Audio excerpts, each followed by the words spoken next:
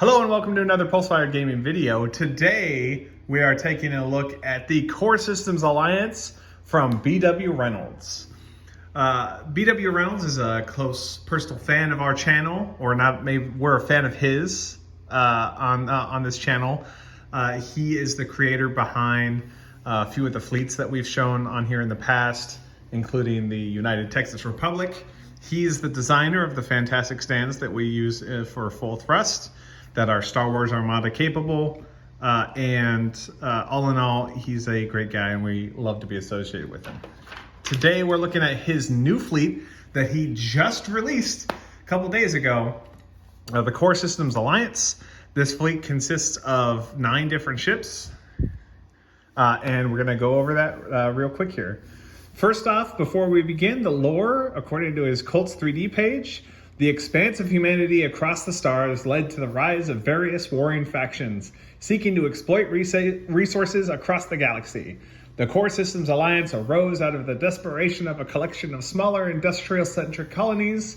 By converting the designs typically used in luxury racing vessels, they were able to amass a fleet large enough to defend their territory when the need arose. With continued support of these allied core systems, they arose to become a force to be reckoned with among the stars. I think that's actually a great way to start off, because these ships all have a very similar vibe to them, and they all remind me of the Anaconda or the Viper from Elite Dangerous, or the Elite series. And I think once you see these vessels and once you look at the comparison of them versus the others, you'll see the resemblance as well. So as we do with our fleet showcases, we're gonna go smallest to largest and then talk about each of the ships. These ships are printed in a combination of FDM and resin, and we'll call them out as we go along. We didn't paint the bottom of the ships, so there will be raw details on there, and because of the nature of FDM, some of the details will be obscured on there, but they're present in the resin ships. So that's what we'll take a look at. First things first, let's look at the fighter.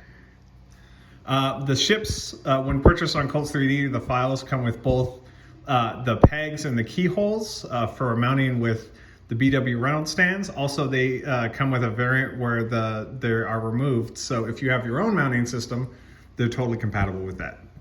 So the fighter is this fantastically designed little ship. It has some great panel lines. You can see that there's even detail in the engine system, as you would expect. Here's the raw bottom. This has just been primed, nothing else. And there's still just a ton of detail on there. The fighter is a great looking ship. The bomber looks very similar, but it's bulked up. You notice that it's got 2 engine segments. This one's printed in FDM.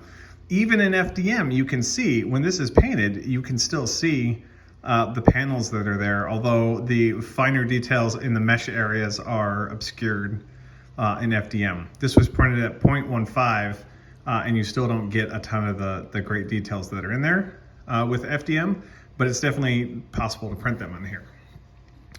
Next, we have the Corvette. The Corvette definitely has a similar hailing or a similar design to the fighter, where it is a single engine segment. It basically kind of looks like you took the fighter and you pulled it a little bit. You notice it's got the engine system, and I don't know if you could see it on this one, but this is the kind of detail that we're talking about. On the resin prints, you can see that these are actually, this is a little grid, and on the FDM prints, the grid doesn't look like a grid, it just looks like lines. It's kind of hard to see on here, but these 2 panels here are gridded. Yeah, this is the Corvette, so the smallest of the ships. Now, the way that Bwreynolds chose to classify the ships is a little different than the way that I would classify them in games, but we'll talk about that later. This is his light cruiser for the Core System Alliance, or the CSA. This one had a printer error that helped diagnose the fact that we had a problem with our LCD screen on our resin printer, because it basically has this, looks like it has a cut coming out of it. But That's just the printer that we were using at the time. This is one of the oldest prints that we have of the CSA. We had beta tested these for Bwreynolds, and this was, I think, the first one that he produced. You can see on here, each one has the little bridge section on there, and they all have similar designs. Like you'll see these protrusions on all of the ships. You'll see these kind of these bulbous parts on here. You'll see similar paneling on the deck and on the sides, armor plating. You'll see the similar engine segments on all of them. I think when I asked him about it, basically, in his mind, he thought like pulse lasers and torpedoes and railguns, but really, once you buy the ships and print them out, you can spec them out any way that you would want. They're your ships. That's I guess what matters here. So it's not necessarily WYSIWYG. It's what you imagine your pew pew little ships to be. So that is the light cruiser. Next we have the Frigate. And the Frigate, you'll notice, I think there's a similar theme in the small ships where you have a skinny ship and a wide ship, and then a skinny ship and then a wide ship. And the Frigate is another skinny ship. I think you can see the grid a little better on this. Maybe. But it's the same design language. This one has little weapon bays in here, as well as the normal styling and everywhere else on here. I don't know if you'd call this the reactor section, or maybe it's a shield emitter, what have you. It's up to you to define that in your own ships. But moving along, we go to the Destroyer. The Destroyer is probably my second favorite ship out of the bunch. It's mean, it's beefy, it's a big ship. It's got this, what I would classify as a railgun on the bottom of it. And it's a big chunky ship. These ships were all painted with Citadel's Space Wolf Gray contrast, as well as some transparent yellow. This is Runefang Steel. This is Rune Lord Brass. This is I can't remember the yellow that we have on here, but that's what's going on in here. And as you know, I'm not a great printer or not a great painter, but I think we did enough to capture the details. Now, this ship is my absolute favorite ship out of all of them. This ship is the first one to have on the bottom this kind of gridded segment that kind of looks like a pair of bay doors on the bottom. It's got nice clean engines. And then you'll see that on this one as well, don't bump the camera, it has a much larger segment on here for a railgun or whatever spinal mount weapon this would be. This one has both the windowed segment on the top as well as a windowed segment on the bottom. I think I'm going to need to go back and highlight this with the yellow transparent paint that we used on the windows for the rest of them. Yeah, this is definitely, of the bunch, I like all of the ships. I think Bwreynolds did a real good job on it, but this is definitely my favorite of the bunch. I think you would see, this is probably the biggest ship that you would see a ton of on the board, where you would see fewer of the two larger ships. Then that is the Battlecruiser. Now we go to the Battleship. Battleship is basically all of the details that we've seen thus far magnified. It has 3 huge beefy engines. It's got these weapons pods on the bottom. It's got a huge spinal mount weapon on the top. It's got the windowed bottom again.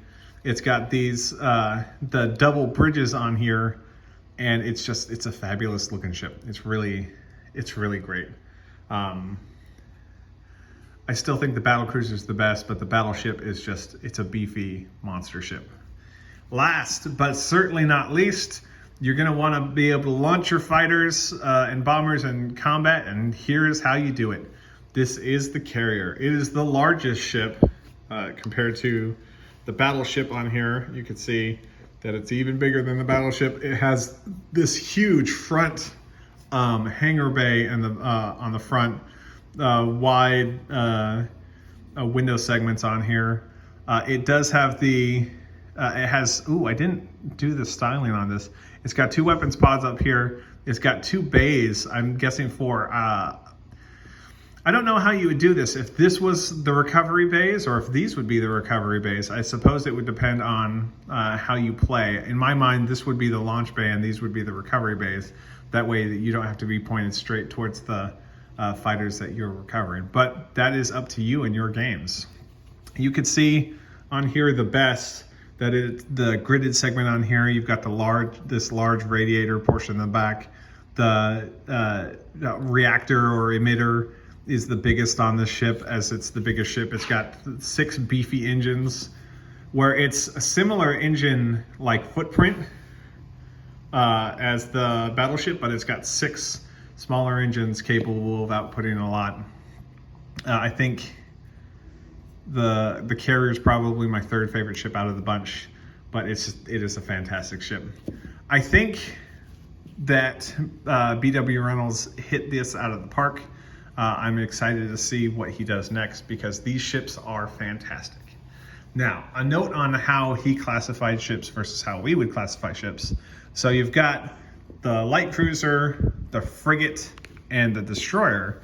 And I think what I would do is I would call this the frigate, this the destroyer, and then this the light cruiser. But that's just my personal opinion. That's just, my opinion, man. In any case, if you like what you see, feel free to subscribe to our channel because we got more of this content coming out for you. Feel free to like the video, give us a comment down below if you have something to say. We're always willing to interact with people because it gets lonely in the creator space. If you're interested in prints of these, if you don't own your own printer and you want to print these out, feel free to contact us at the link in the description because we are a licensed printer for BW Reynolds. Otherwise, you could pick up the files yourself and print them yourself. Thank you very much for watching and have a great day.